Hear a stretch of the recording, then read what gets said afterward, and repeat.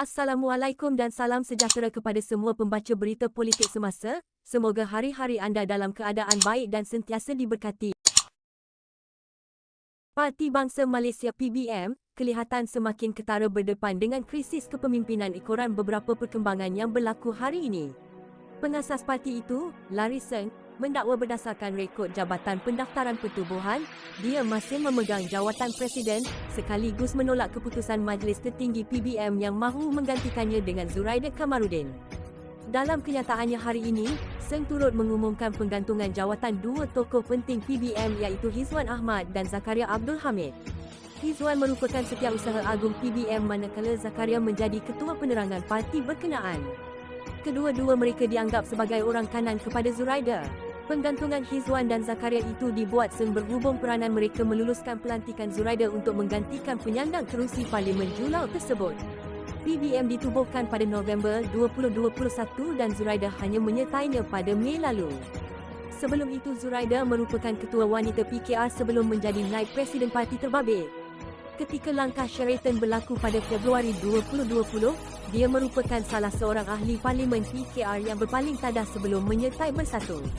Penyandang kerusi Parlimen Ampang itu bagaimanapun meninggalkan Bersatu untuk menyertai PBM pada 26 Mei lalu. Pada mesyuarat agung tahunan PBM pada 1 Oktober lalu, mereka meluluskan usul untuk melantik Zuraida mengambil alih jawatan Seng sebagai Presiden Parti. Mengulas mengenai keputusan tersebut, Seng kemudian berkata, proses sewajarnya perlu dilakukan bagi peralihan kuasa Presiden kepada Zuraida. Sekadar mahu menjelaskan, sekiranya pilihan raya diadakan sebelum peralihan kuasa ini selesai, saya tetap akan menandatangani watikah calon pada PRU ke-15, katanya.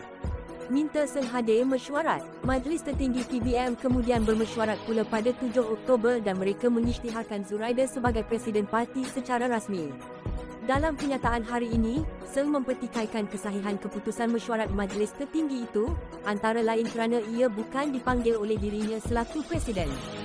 Seng juga berkata mesyuarat berkenaan diadakan semasa Belanjawan 2023 dibentangkan dan dimaklumkan mengenai keputusan mereka selepas itu.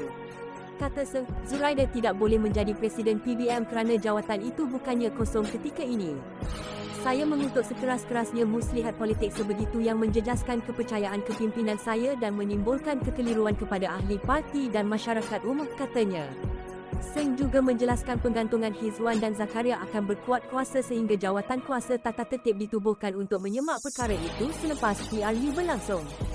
Sebagai pengganti, Seng berkata, dia melantik Timbalan Hizwan, Jenny Yeoh sebagai pemangku Setiausaha Agung PBM sepanjang tempoh tersebut. Sementara itu dalam kenyataan berasingan dan reaksi kepada penegasan Seng, Timbalan Presiden PBM, Haniza Talha yang juga sekutu setia Zuraida, menggesa ahli politik terbabit menghadiri mesyuarat Majlis Tertinggi mereka pada 3 November ini. Kata Haniza, semua soalan Seng mengenai keabsahan jawatan Zuraida sebagai Presiden PBM akan dijawab pada pertemuan tersebut.